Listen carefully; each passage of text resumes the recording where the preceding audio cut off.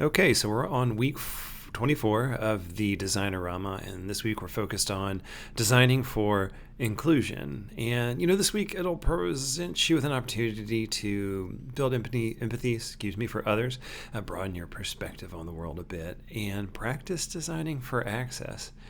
Um, a huge focus of this week will simply be secondary research. And you can see that right on the screen here with day one, but there'll be continued opportunities to do this. One thing I will say about this week is simply that you could potentially carry one of these themes through the week. It may require that you stretch a little bit as you're reading the daily challenge.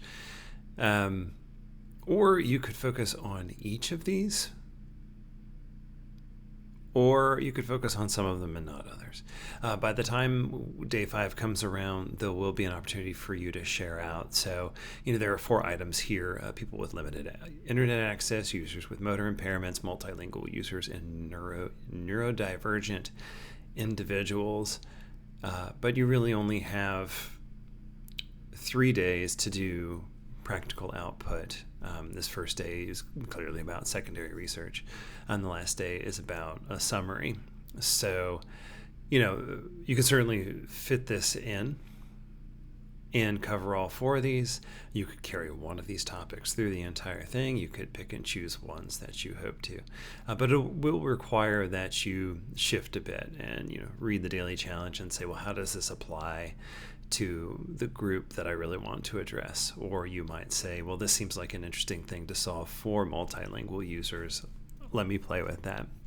If you have any questions about how to make that happen, or if something feels a little bit confusing as you're going through it, just reach out via Discord and I will do my best to help out. So without much further, day 1, understand your users. This is all about secondary research. Certainly, if you have access, you could do a little primary research. I think that may be a bit time consuming for this particular challenge, but there's always an opportunity. And there could be an opportunity for you to take your secondary research and validate it with conversations. Just talk to folks and see if there is alignment between what you're hearing from them and secondary research, and make decisions about what you feel is important to highlight. And make sure to document all that as you're going, how you're making decisions. It'll help you build a case study later if you care to do so.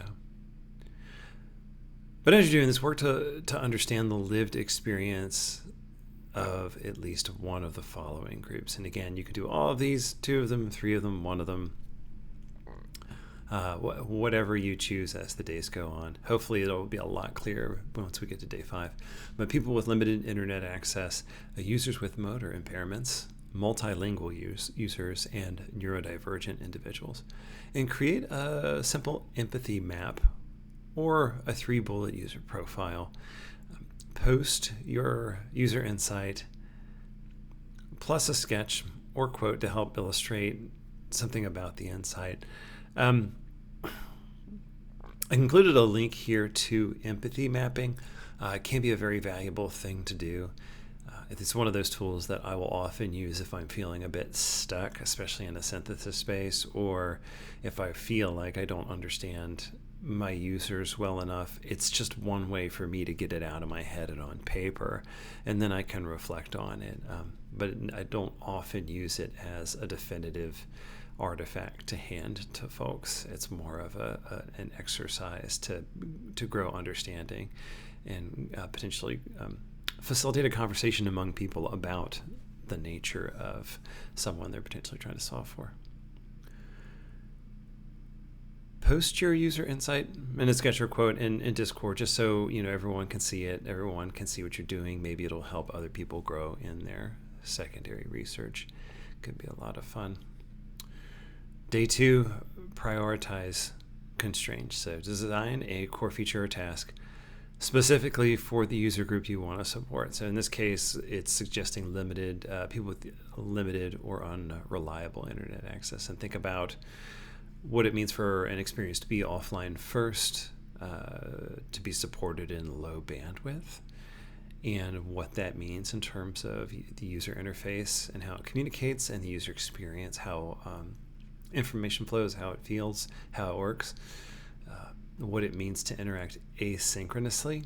And if you want to dive a little more deeply into it technically, either you can do secondary research, or if you have the experience, or if you know someone who is in the tech space who deals a lot with how data syncs from front end to back end, you can talk to them to dig a little more deeply, not only into asynchronous interaction, but what it means for a system to update data asynchronously or at a point in time given a lack of connection, and what that means in terms of user interface and how you have to communicate with folks. And working with minimal assets, what does it mean for you to make a very lean bandwidth consuming resource where it can deliver things very quickly with limited access? Create a sketch, flowchart, annotated wireframe, whatever is really the best way for you to communicate this. I think that will be one of the challenges. It may be a combination of screens and flowcharts. It could just be a sketch. It could be a number of different things depending on what you find and how you hope to approach it. Day 3, adapt for physical access. So sketch or mock a key interaction that supports users with motor impairments. So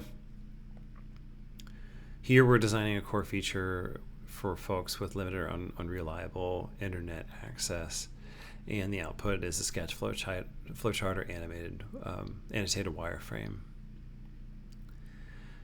And this will be similar. So this is an opportunity to cover another one of these subjects, maybe include some additional secondary research here.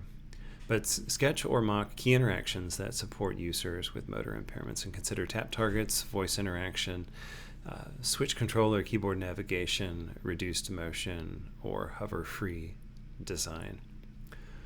And include a few notes about how it supports accessibility. So talk about not only the interactions you put in place, but really, and I would say go beyond saying, oh, this supports someone who might need voice interaction, that they may not be able to touch the device, but speak a little more about the context of that person and how it supports them in doing what they need to do. Day 4, expand across language and cognition. So design a micro interface or page that supports multilingual users or neurodiverse users, for example, someone with ADHD, autism, dyslexia. Your solution may include or might include visual cues, language toggles, progressive disclosures, or chunked information. But create a UI or a short annotated video or a narrated video, if you'd like, that communicates with what you did and why you did it to support users across language and cognition. And then in day 5, bring it all together. So combine at least 2 inclusive strategies explored this week into a refined UI prototype or mini system. You could have an annotated Figma file, you could share a FigJam flow, post a 1-minute Loom, create a mobile-first screen that reflects your week's insights. You could, if you are so inclined, you could do one of those videos that shows the person using the app in context, but focus on clarity, focus on empathy, focus on adaptability. And then hopefully, now that we've gotten to day 5, you can see that in some ways you could potentially take one of these themes across this and solve multiple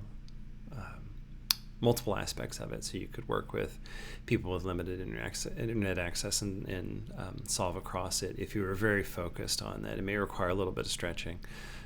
Ideally, based on how this is structured, you would pick 3 of these and solve for them, and then potentially at the end communicate how the entire experience now is more effective for supporting users and supporting inclusion. And the hope is that, as you go through this and you solve for it, you're starting to see some of the overlap of how someone with limited or unreliable internet access, someone with motor impairments, and multilingual users or neurodiverse users, there may be overlap in solving for them. There may be conflicts in solving for them, and how you might work with that to make an interface come together and then communicate that. So week 24 is all about designing with inclusion or designing for inclusion. Please reach out via the Discord if you have any questions. It's a really exciting topic. It should be a lot of fun. It should be something that sort of stretches how you think about design and how you work through it. And wish you the best of luck as you work through it. And we'll see you tomorrow, day 1.